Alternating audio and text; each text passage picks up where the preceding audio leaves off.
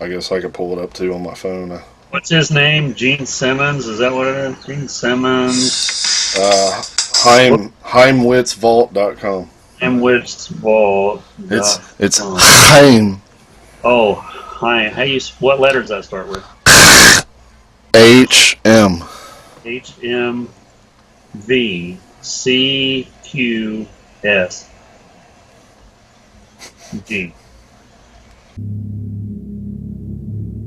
Devereaux! I'm Mr. Devereaux.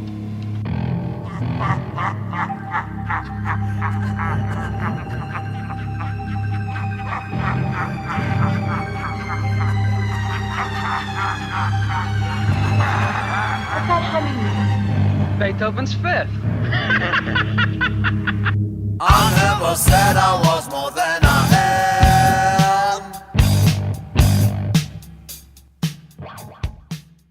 Welcome, everyone, to episode 42 of Kiss Meets the podcast. I'm one of your hosts, Eli Clausen. And I'm Brent Young. Brenton Young, fresh off ordering the $50,000 Gene box set. Congratulations. Yeah, so I guess to start off the show, we just wanted to kind of do a little follow-up with the Gene Simmons box set. Of course, today was actually the day that the website went live with all the information, GeneSimmonsVault.com. Boo hiss. Boo hiss. Yeah, our worst fears were realized. It looks like there's only the three possible ways to get the thing, and the cheapest route is $2,000, which is the I guess just the vault experience. Then there's the producer experience, which is what, 10? Too much. Yeah, basically. And then the home experience, which is $50,000. Way too much. And that's the one, of course, where Gene will personally deliver it to your house and whatnot. So, And clean your house. you know, I little peeved about it. You know, I was really hoping that they would announce a basic version as well that would be available. Like, okay, I understand, you know, if you have the kind of money to afford any of those three packages, more power to you.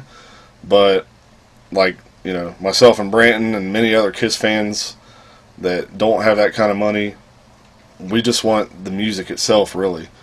Like, the same with the Kiss box set that was released. I just want all the CDs and maybe the book with the photos in a set. And, you know, I'll pay a couple hundred maybe. But it doesn't look like that's going to happen. Well, the monster book, how much was it? I mean, it was ridiculous to begin with, but it was outrageous too. Was it like $3,000 or something like that? It was something really crazy, and I'm sure they didn't sell very many. Not only was it, you know, high priced, but it was just, what do you do with it? At least this, you can actually do something with it, but nobody's going to be able to afford it, so what's the point? Yeah, I agree. And, you know, I feel like at some point we will get that more affordable version released, but when? I mean, it may be another 3 years, who knows? You know, honestly, like as far as the home experience, I only personally see maybe 10 or 20 copies, and that may be on the high end sold, period. You know, part of that, you know, you can have up to 25 guests with you at your house. So yeah, in a perfect world, if you had friends that could afford it, you know, it's basically $2,000 a person. Still pretty steep.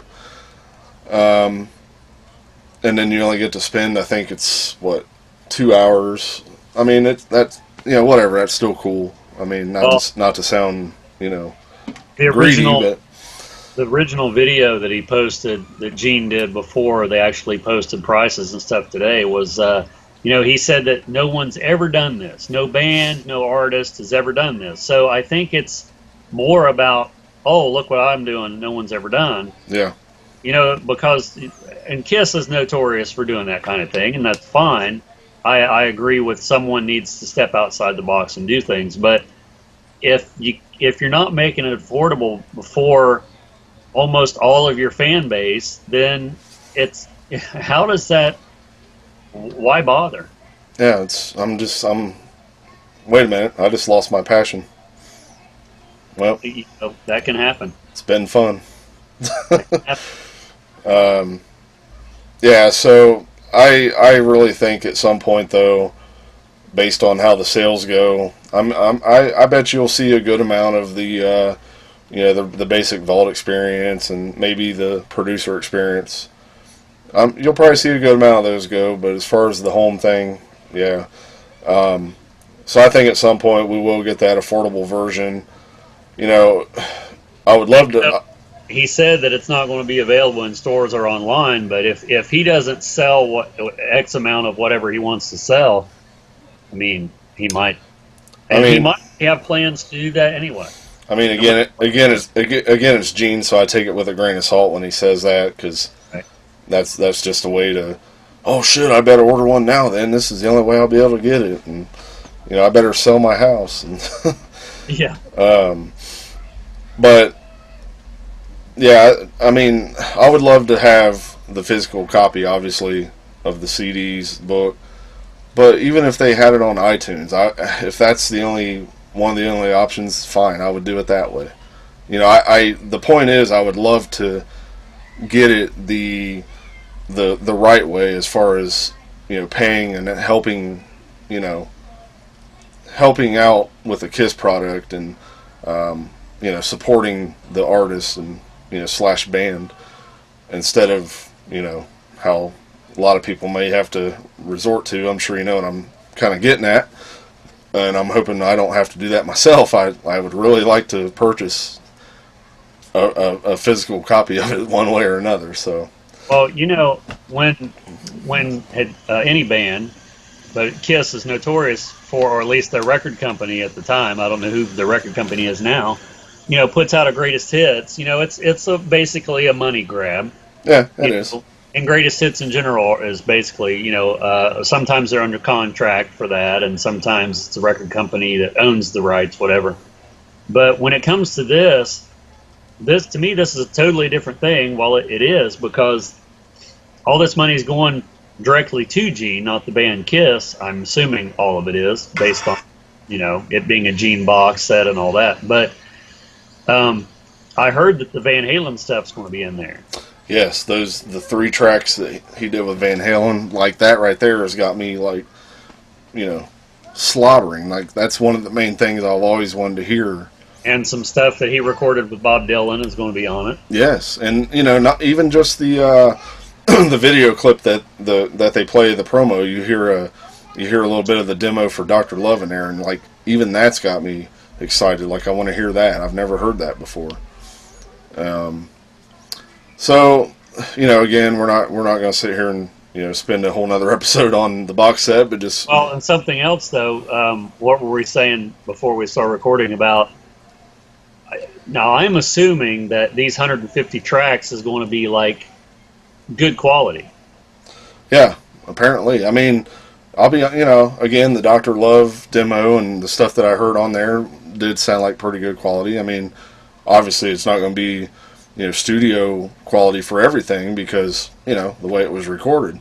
But some of that stuff, like what he did with Van Halen, was apparently done on a, 24 track, like it is in, for an album. And I think he said it was Christine 16, Got Love for Sale, and Tunnel of Love are the 3 that they did.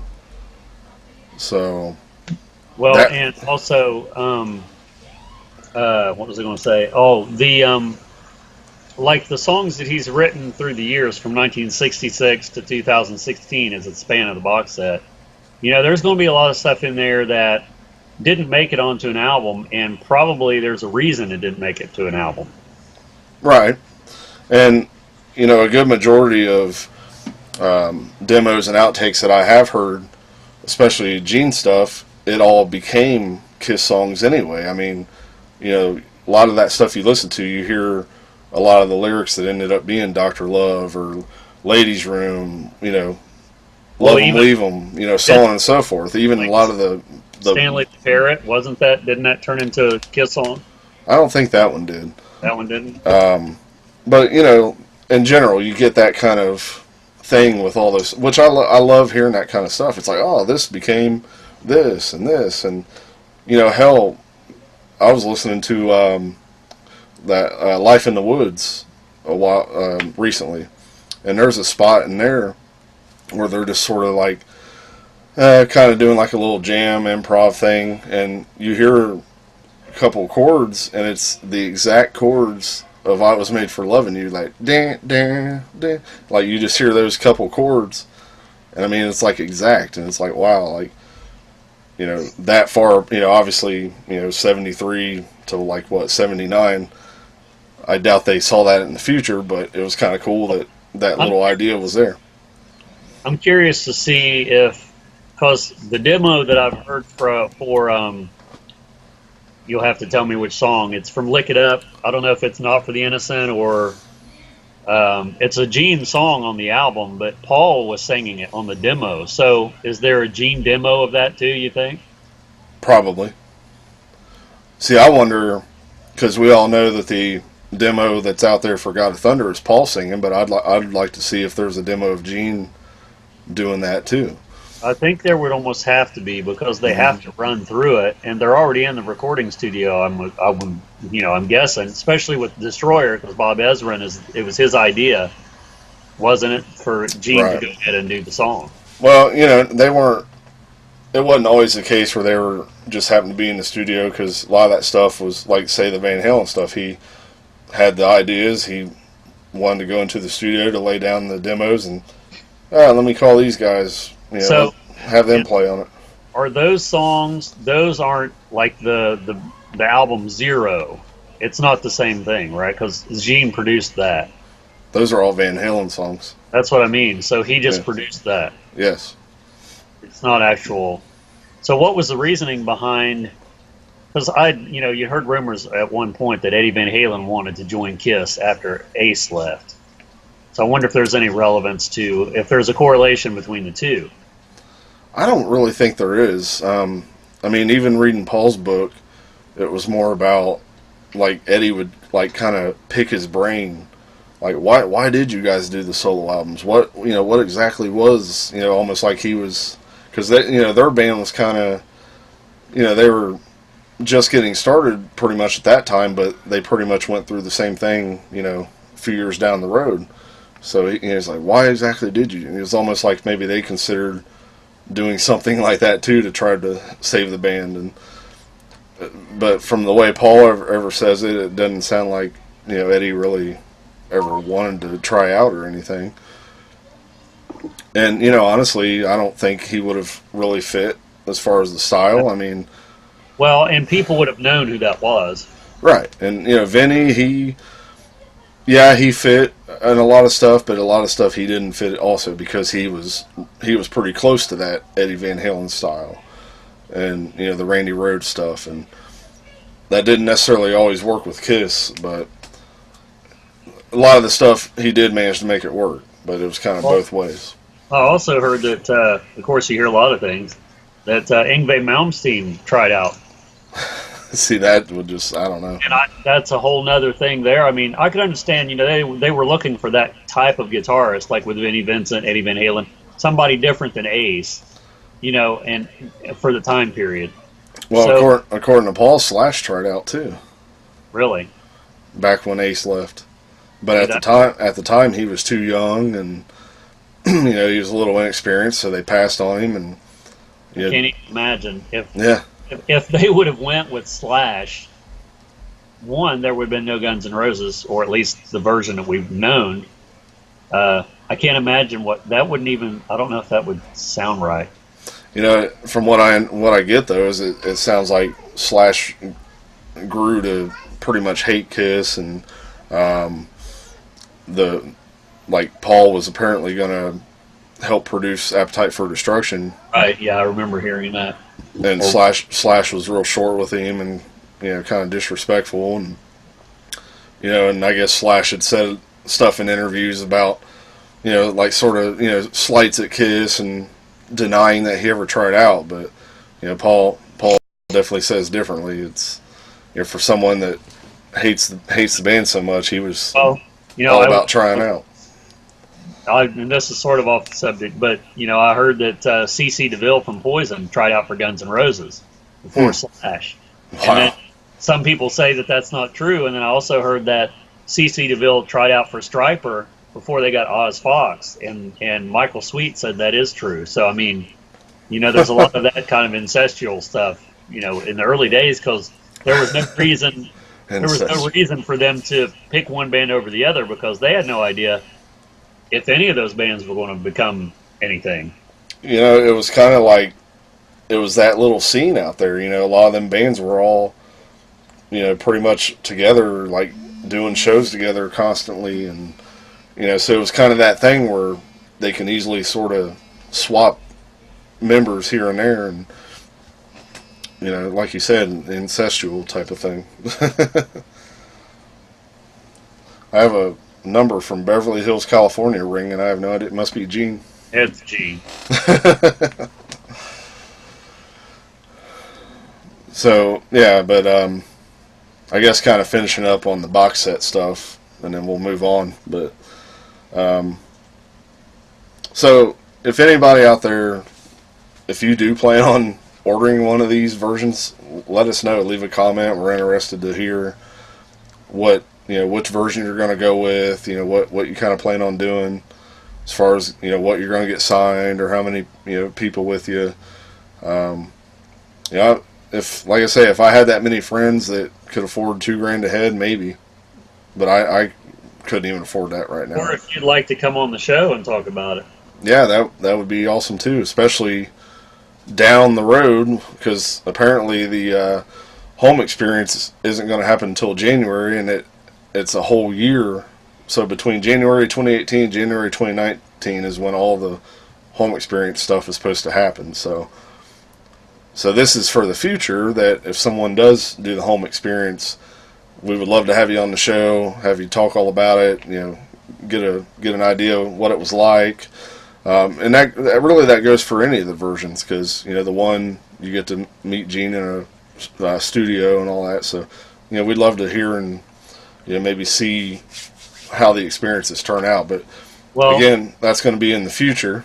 With of course, it depends on how many people buy that version and everything. But that would almost lead me to believe that, because right now they don't know how many they're going to sell. So that would almost lead me to believe that Kiss is not going to be touring at that point. Right. Which means that they might be in the studio doing an album, because they can fluctuate that more than they can a tour.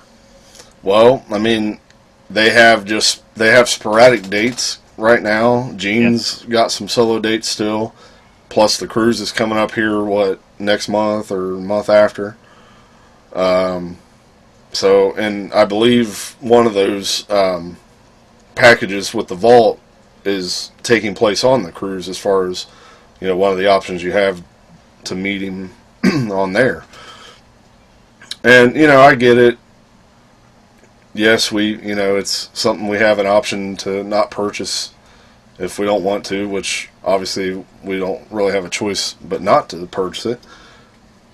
But at the same time, we kind of have a right as a Kiss fan to be a little upset about it, and it's a little ridiculous to charge that kind of money. It's just like the Kiss cruise, or going to see Kiss in concert, or whatever it is. You can either afford it or you can't, or it's near your area or it isn't. Or you have to work, or you have a family. You can't just you got to plan around all that stuff sometimes. So I don't know. I mean, I don't want to think about it in a negative way, but it's almost because of the price of it. There's no other way for me to think about it. Yeah, it's not so much about all that, because like I said, it's more power to everybody that can afford those packages and does it. I'm just more pissed that there's not a standard CD version coming out. Yeah. I mean, I would love to meet Gene and go through that whole everything that the experience is. But truly, I would really just rather have the box set and be good with it, because I know I could. Well, I don't know if I could afford it if there ever was a version of that. But you know what I mean? It's going to be cheaper than all this experience stuff. Right. You know, I'm sorry, but you know, the first Indie Expo I went to was the year Gene was there, and I think we only paid 180 a ticket. So you know, maybe 350, almost 400 or so after you know 2 tickets and tax. But that was a lot more affordable, and you know, and you still got to stand there and spend a good 5 minutes with him because it wasn't like they just rushed you through. And you know, he was real personable with a lot of people. Plus, you got you know some signed items. He did the Q&A, all that stuff too. So, I mean, I think Gene had good intentions, but I also wonder where's his thinking, you know, because it's just like, does he know what the average person, what their income is? I mean, not specifically, but you know, because it's almost like he's living on a different plane. He doesn't understand what that's about. I mean, I know he likes money and he wants money. I understand that. oh, we all do, but Yeah, but he's got a lot more money already than any of us in the first place. yeah, and, you know, if I had 50 grand burning a hole in my pocket, I would be buying a house right now, and you know, something better than what I'm in now. And it's you know, and then I believe one of the experiences, the closest place for us would have been Detroit, which is, you know, it's a good 3.5 hour drive, but the date is like January 20th, you know, dead of winter. Detroit, it's always worse up there than it is down here. You know, and then on top of that, if you're doing any of the other stuff, you have to pay for your own transportation, plane ticket, gas, whatever the case, a hotel, all that stuff, on top of what you're going to pay for the experience to begin with. And the Kiss Cruise, the people that's going to buy it at the Kiss Cruise. Yeah, so you've already paid. You've already paid anywhere from probably $2,000 to, I don't know, $5,000. I'm thinking per ticket for the Kiss Cruise, and now you're going to turn around and pay another, like, what is it, $2,000 or something like that to meet him on the cruise and get the vault and all that stuff on there. But you know, again, it's nothing about like jealousy, I guess, or it's because, like I say, if you can do it, hey, awesome. I'm excited to hear the stories and see video or what pictures. It's just, come on, there needs to be more than just those 3 options to get the music. So, you know, the thing is, you know, and maybe I'm just old, but I think about, you know, when I was a teenager, you go to the record store and $8 or $9, $7, $8, whatever, you buy the album and you have the music. yeah, You know, now granted, you don't get all that other stuff and you don't get close to the artist like you can now with a lot of things. yeah, But to me, you know, it's like the reason I didn't see Kiss for years and years is because to me they were like not real. They were like an unreachable thing, and it never crossed my mind that, oh, well, you can go see them in concert and you this and that. It wasn't relevant to me. Now, since then, of course, I've seen them numerous times, and every time they come around, if I can, I will go see them. That's because I have experienced it. But before all, you know, the experience of it, I was happy with just the album or the CD or, you know, whatever. exactly. Because really, when it comes down to it, that's what it's all about. You know, all that other stuff is this gimmick and, you know, extra stuff to get you to spend that kind of money. And, you know, I've already met Gene. Yeah, it'd be cool to meet him again, but not for that kind of money. And, you know, right now, Paul's at the top of my list anyway of who I'd like to meet next. You know, and Or Vinnie Vincent. yeah, that too. I'm really. That makes that look a lot more affordable. Yeah, and I'm seriously considering trying to do that. I told my wife recently, I'm like, you know, I'm kind of starting to get the bug to kind of want to maybe try to do that. I wouldn't mind. This might be the only chance. Yeah, because who knows? I mean, we don't know if Indy will get lucky and be able to snag him for that expo. We don't know if they could end up having Gene on the next Indy Expo too. We don't know. But, you know, I wouldn't mind hopping on a plane. I've never flown before. It'd be my first time. But at this point, I feel like I'm ready to fly, and especially for something like that would be worth it. You know, I feel like I would like to try to do it, and it's, you know, right around that time of, you know, tax season and all that, so it'd probably work out. So I don't know, we'll see. I would definitely love to try to go down there.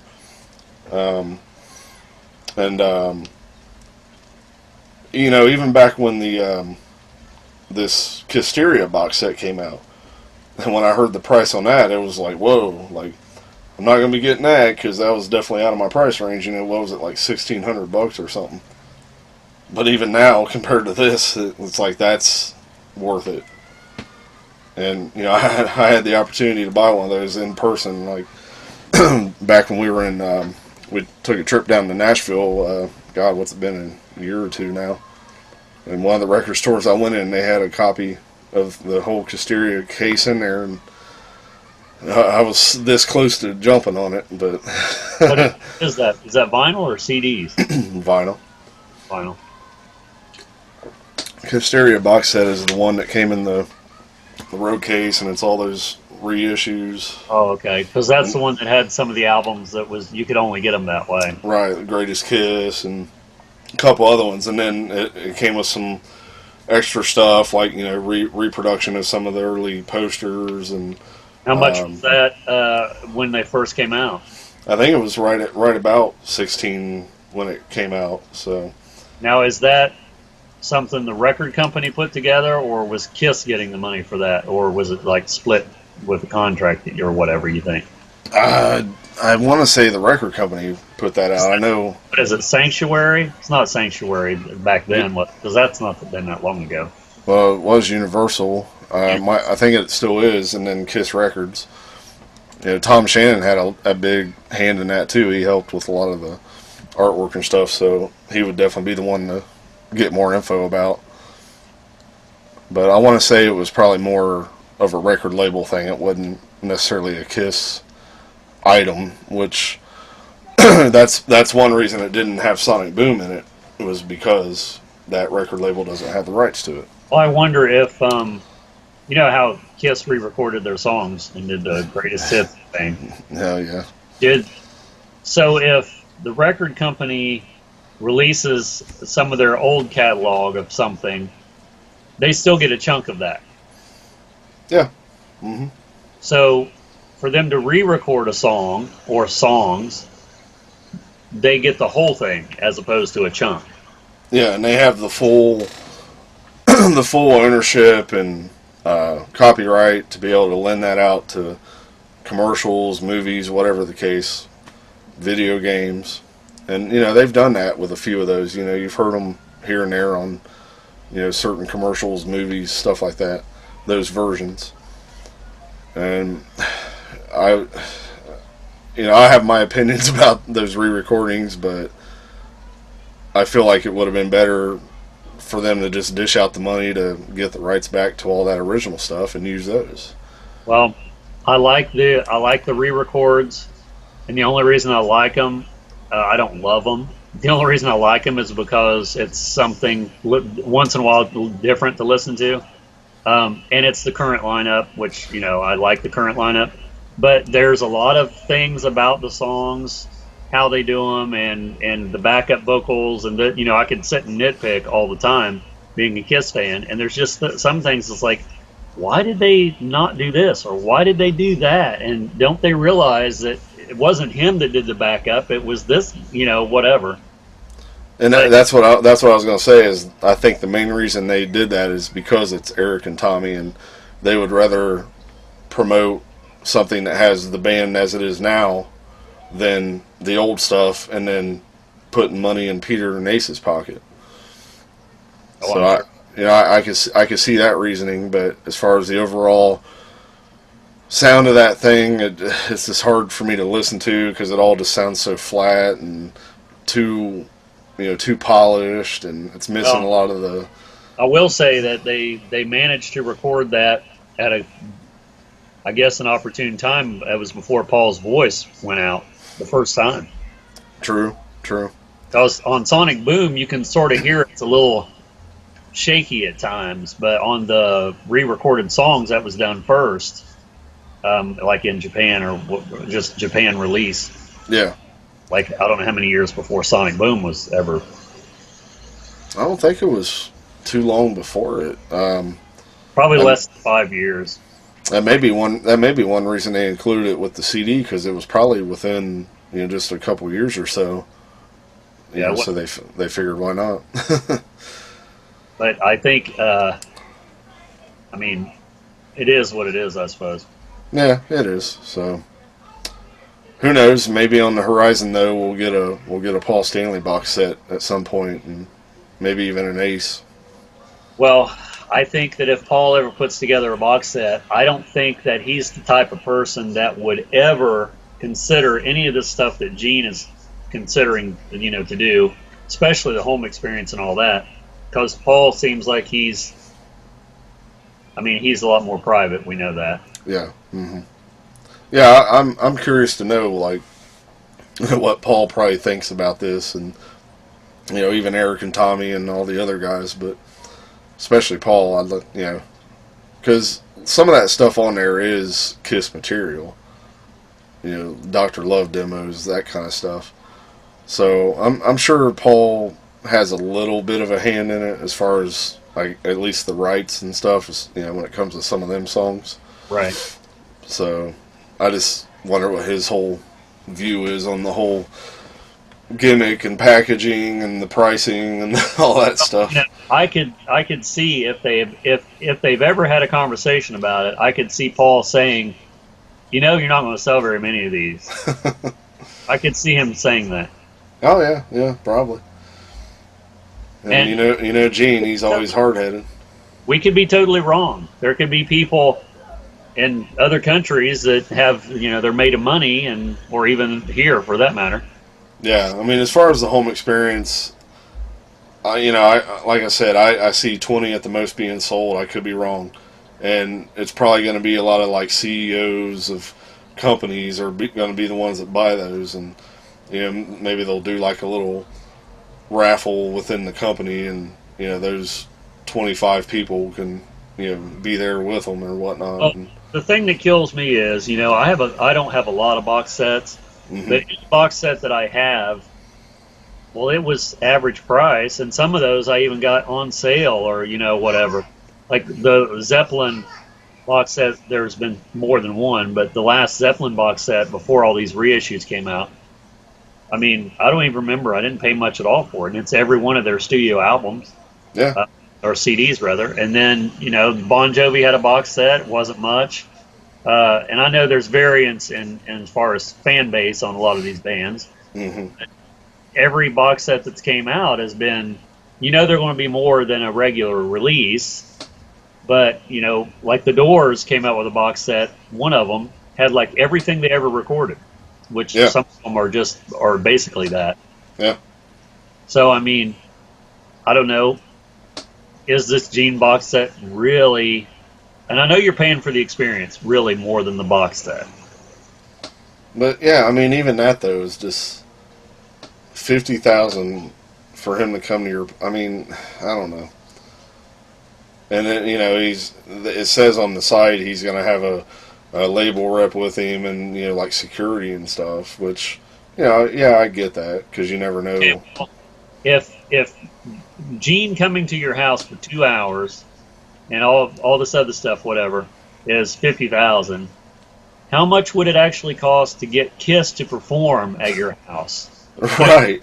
Because I can't even wrap my head around how much that would cost. If a regular person could do that. Well, they had a private show in, where was it, Jamaica or somewhere at one time? Yeah, and that was $1 million. So I'm guessing that's probably about what it would cost. It's crazy. This is a little off subject too, but hell, back when they were getting ready to do the Japan thing and on the farewell, Paul personally offered Peter to come along and do eight shows. All he had to play was 8 shows, and he was going to get $2 million, and he refused it. I would have done that. I would have done 100 shows for $2 million or whatever. But well, what was he expecting? I mean, I wonder what his number was that he was trying to hold out for. Well, I don't know. Ever since he's been with that Gigi, she's been like the Yoko Ono venom in his head. She's the one that kind of threw him back off the tracks, and making all these outrageous demands and thinking the band couldn't do it without him. Well, then as soon as they grabbed Eric back up for that, oh, they were surprised, and oh my god. Well, Eric is very dependable and easy to get along with. I mean, we know that. Yeah. There's a video of Peter. I think it's within a few years. It's on YouTube. He's like in a Guitar Center, and he's playing on a set of drums, and people are standing around, and you hear Gigi telling people not to film him and no pictures. And I mean, come on, what are you? You're not. I'm sorry. Well, unfortunately or fortunately, depending on how you look at it, this is 2017. Yeah. And you can't just not get filmed, because that's sort of what people do. I mean, we're filming this. I mean, you're in a public place. You're sitting there playing the instrument that you're known for. Yeah. And you have that many fans. And then you're going to, his wife is going to sit there and, disrespect the fans and, just act like it's a holier than thou type of thing. Like, oh, it's like, get over it. Get over yourself. Well, and I think that's, like you said, put ideas in his head, sort of like the way Gene and Paul, this is my opinion, sort of like the way I think Gene and Paul think about themselves. I think Peter thinks about himself in a similar way, because he's one of the original guys and this and that. And some of the meet and greets that I've heard people talk about, that the last round that he did, he was real. You come down the stairs and he's in this little place by himself, and with Gigi, I guess, and a bodyguard, whatever. And he'll sign this, but he won't sign that, and he'll do this, he won't do that. And I know everybody has their rules and all that kind of stuff, but it just seemed like the stuff that I've heard and that he's like, I mean, I'm not trying to take anything away. He is Peter Criss, but that's. Yeah, but you are just human at the same time, and right. When these people act like they're too special, and that you shouldn't even be filming or taking a picture, like you're not worthy or something. I mean, get over yourself. There's a certain extent. I love all the guys in the band. I can't even express how much, but if I was to encounter any of the members of the band and they rub me the wrong way like that, with that sort of attitude, which thankfully all the members I've met haven't, then I would probably lose all respect for them. I'd lose my passion. I think a lot of people, when they're put in the moment, they forget everything. It's like, if I got, and I'll just use Paul Stanley as an example. If I got to meet Paul Stanley, I wouldn't be thinking anything but, oh my God. Oh my God. Because that's just something that I just don't think I'll ever get to do. Whether I'm right or wrong, I don't know. But so probably anybody that got to meet Peter Criss and had all these rules thrown at him, it probably didn't matter to them, because it's like, oh my God, it's Peter Criss. They might have been influenced by him. That might be why they play drums. Yeah. Whatever. Yeah, so, that's my case. Yeah, so that's what I'm saying. You experience that, and then turn around and go meet Eric Singer, and look how big of a night and day difference that experience is. Right. At the expo this past year, we sat there and talked to him, had a little conversation.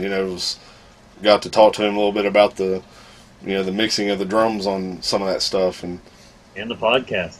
Yeah, and it's just when you have that kind of experience, it just you leave with such a bigger love and passion for the band, and you think that's not possible, but it is. Like, after every expo, especially after meeting whatever member of the band, it's like I just always feel such a bigger love and respect for the band and the guys.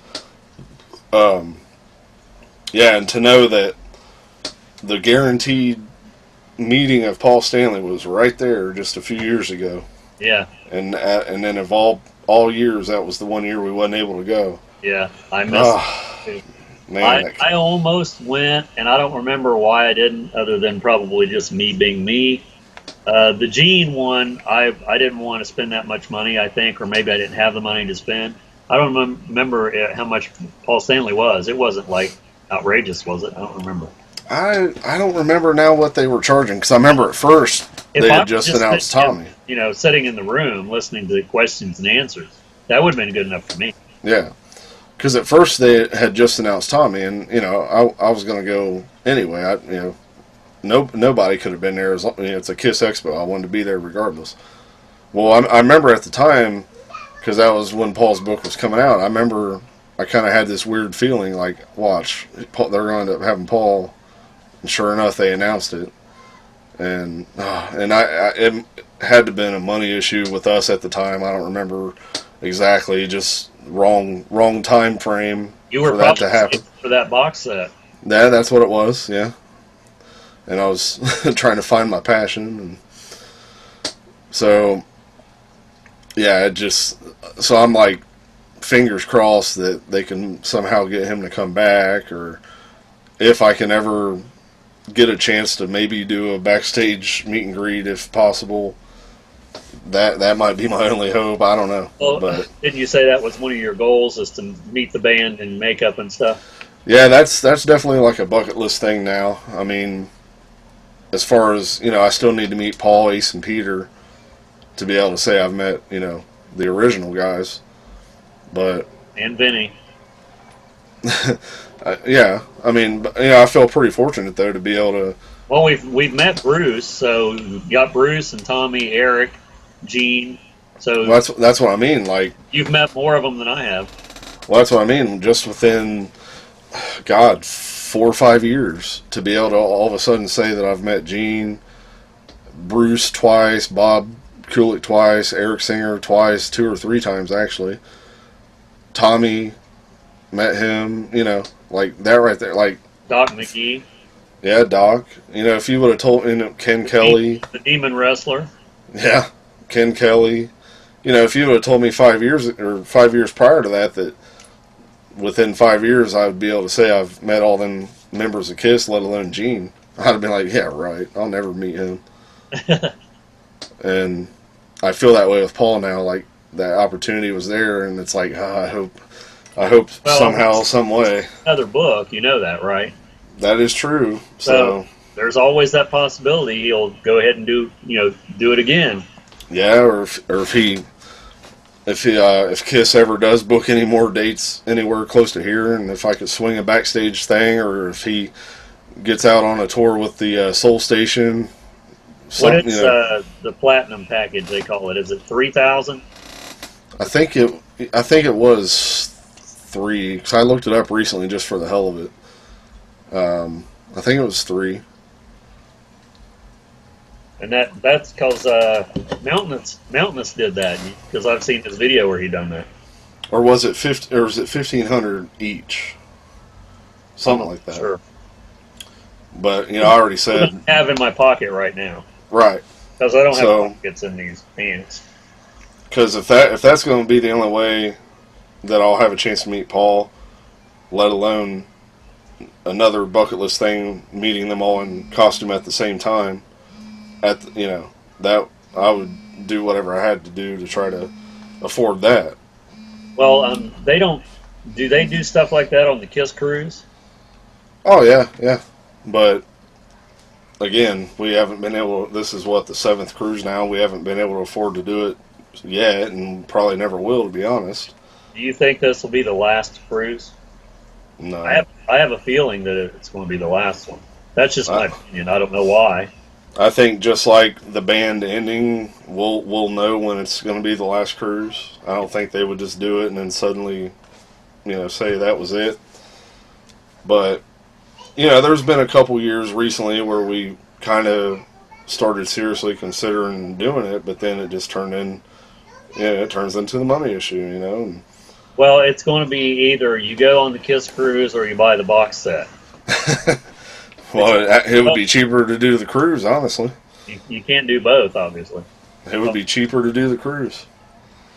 But, I really am starting to strongly consider doing the Atlanta Expo, though. Especially, it'll be cold up here. It'll be nice to get down south where it's nice. And just being at another Kiss Expo, one that I've never been to before, on top of the fact that Vinny's there and all them other, Michael James Jackson, I think is going to be there. You know, a lot of stuff like that. So I'm really, really, really considering it, and I would definitely get on the plane for that. Well, I don't know. I mean, if they had like an NSYNC reunion, maybe. What about In Bathtub? I'm not familiar with their music. Too many bubbles involved. That was my dad joke. I don't know. Real quick, I wanted to sort of touch on a recent anniversary. Don't touch me there. Because I feel like this was a really a pretty big moment in history. They probably wouldn't have still been here today if it wasn't for this. September 10th, 2 days ago, at the time of this, was the release of Alive. And, you know, most of us know the story about that. If you don't, we'll kind of touch on it. You know, at that point, the band was struggling. They were broke. You know, the first 3 albums weren't selling that well. They were living on Bill Aucoin's what was his credit card? I don't know which one it was. Yeah, his credit card. American Express, I think it was. Yep. They were racking up his credit card, you know, eating bologna sandwiches. And, you know, they always considered themselves a live band anyway to get the real experience, and the albums wasn't necessarily projecting that. And they were pretty much told, you know, by the record company, you need to come up with, you know, a hit, you know, some sort of anthem, or this is pretty much it. And obviously that became Rock and Roll All Night, which was on Dress to Kill, the third album, but it still didn't quite catch on right away. It probably didn't help that it was the last song on the album too, because at the time, you know, I don't know, sometimes people's you know, paying attention to it, you know, maybe they didn't listen to it all the way to get to that. But anyway, so it was like a mild hit. It was getting a little bit of attention, but once Alive hit, and that live version, that just shot them through the roof. Song, that album was number 9 on the U.S. charts, so that was Casablanca's first top 10 album. Yes, and that skyrocketed them through the roof. You know, that version of Rock and Roll All Night is the one that you still hear the most, like on radio. I never hear the studio version on radio. It's always that live version. And, you know, Paul even mentions a lot. You know, it was right around that same time, and they happened to be playing a show right here in Dayton. And he looked out and saw the crowd, and it was then that they realized, like, the roller coaster is about to begin. However he said it. You couldn't get another person in there with a shoehorn. Yeah. So obviously Alive saved the band. Like, saved the record company too. Alive saved Kiss. Like, that's the only thing that ever saved Kiss was Alive. And writing Rock and Roll All Night. You know, overall it's been noted, you know, especially as a drummer, it's been noted as one of the most influential albums for drummers. You hear so many drummers, including myself, they'll tell you that Alive was one of the first albums they bought. Alive was one of the first albums they played drums to, you know, learning the drum solo. And, you know, I was right there with it. I mean, I still love, you know, like the drum solo on 100,000 Years. I was just playing it the other day at practice. And you listen to that versus the 3 albums that came before, and yeah, you can hear that intensity. You get that feeling of the electric in the air. And they just sound the way they always meant to sound in the studio, and it just wasn't translated that way. And then go ahead. No, you go ahead. Goathead. I'm not a goathead. I'm a gourd head. Rub your chest some more. Oh. I'm rubbing the demons out. Forgot what I was going to say now. Oh, I guess because Casablanca was about ready to go bankrupt because they'd released that double album. It was Johnny Carson's monologues, Oh yeah. and they pressed a bunch of them thinking it was going to sell, and it didn't really sell at all. I guess it was like a total flop. So between that, I guess that just about, if it hadn't been for Kiss Alive, I mean, it wouldn't have saved Casablanca either. Wasn't there a Dick Clark album too that didn't do well, or was that? I think that was on Buddha, but Buddha was Oh, that was a sister company of Casablanca. right, because Neil Bogart ran that before he started Casablanca. So, Right. but and you know, of course, down the road we started learning the inside studio tricks that happen to the album to help make it sound the way it sounds. But to me, it doesn't tarnish it any. It's a live album to me. I've heard that all the drum tracks on there are the live, the way it was. And some, a lot of the stuff was touched up, and you could hear versions out there of, the way it sounded before they touched them up, and the crowd was overdubbed. yeah, crowd was overdubbed. The back cover, that's an iconic back cover. The shot of the two guys standing there with that iconic sign now, that's a iconic piece of history as well. With that packed arena. So I think the shows were recorded from like 4 or 5 different shows in like Detroit, Cleveland. I don't remember where else. And I guess just the best of those shows were that's what made it on the album, I'm assuming. Right. Because there was supposed to be what was it? Room service. I think it was supposed to be on it originally, and Let's put like, the X in sex. Now the gatefold, like as a kid, the first time I saw that, I was always so infatuated with those notes that they had wrote in there, and obviously Gene's, because it sounded so sinister at the time, and it was kind of like ooh. See, if they'd have done that on the Elder, it'd have been better. It was the gatefold. I mean, they could have had like little, They should have done a full album of the Elder live, play the whole album live, and that probably would have made it more successful. Yeah. Yeah, because they could have released a DVD with that. I mean, back then there wasn't DVDs, but Yeah, beta. a beta pack. Excuse me, but yeah, the gatefold, and then of course the booklet that it came with, some awesome shots in there. I used to sit there and just stare at that thing for hours, and Yeah, that's something that it makes me think.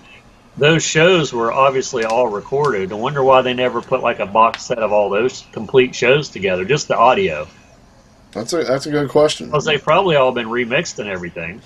I mean, because now all over the bootleg circuit, those are a lot of that's out there. The alternate Alive and stuff like that.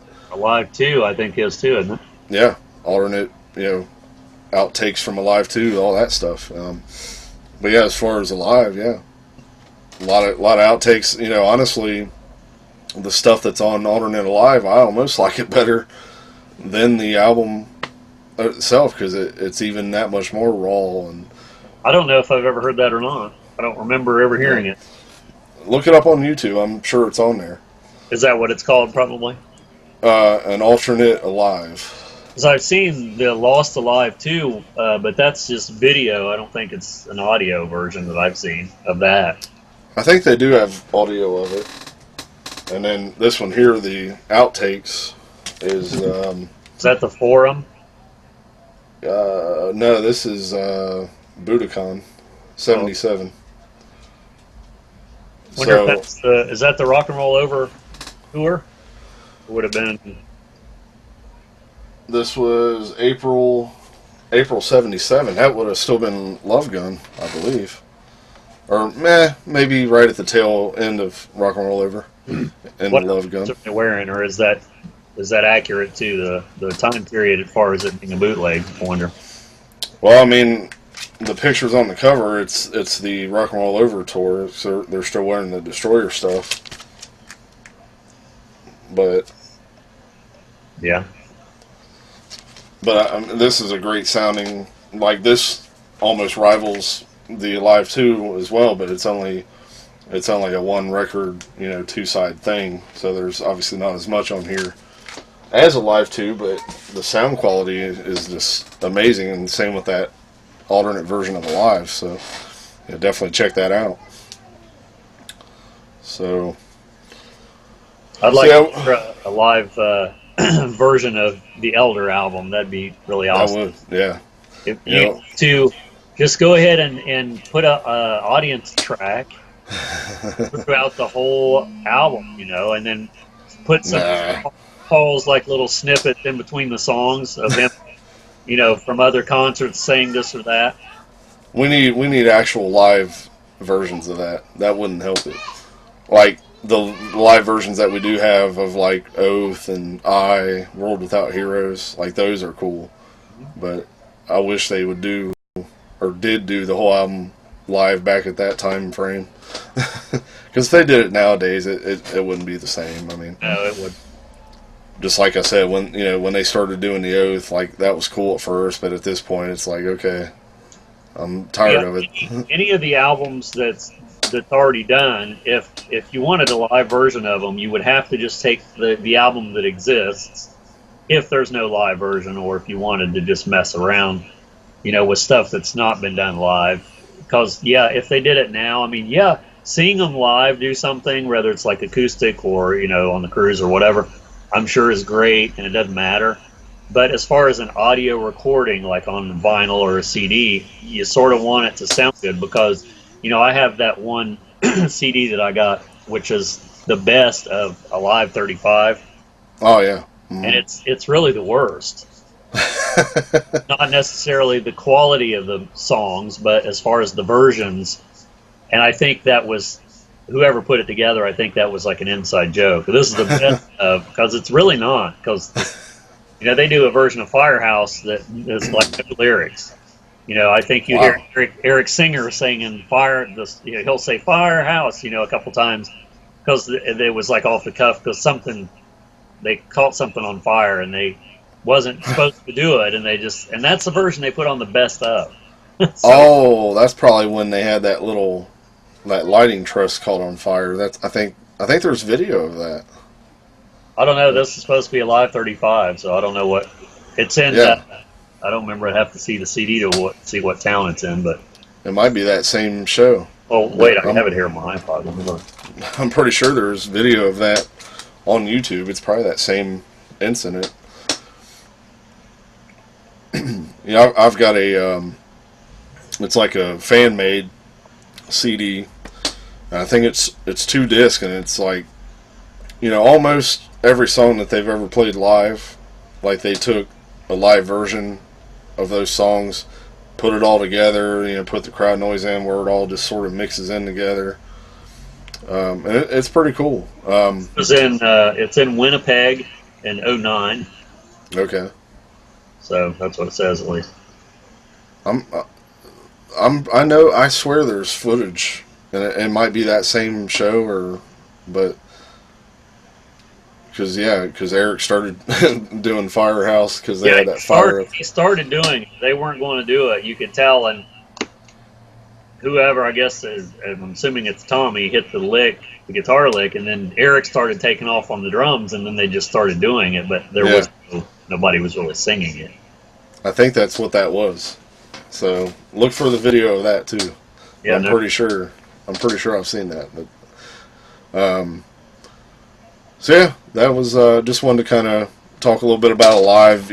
Being that was probably just about the most important moment in Kiss, because they probably would not have been here today was it not for that. That was the first Kiss album that I ever had, so, and that was the one that I probably played the most.